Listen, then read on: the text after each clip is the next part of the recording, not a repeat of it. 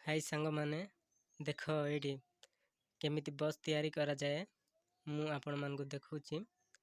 ପୁରା ଫାଷ୍ଟରୁ ଲାଷ୍ଟ ଯାଏଁ ଦେଖନ୍ତୁ, ତ ଆପଣମାନେ ଜାଣିପାରିବେ ବସ୍ କେମିତି ତିଆରି କରାଯାଏ। ତାର ପୁରା ପ୍ରୋସେସଟା ମୁଁ ତମମାନଙ୍କୁ ଏଇଠି ଦେଖାଉଛି। ଦେଖ କେମିତି ସବୁ ବନଉଛନ୍ତି।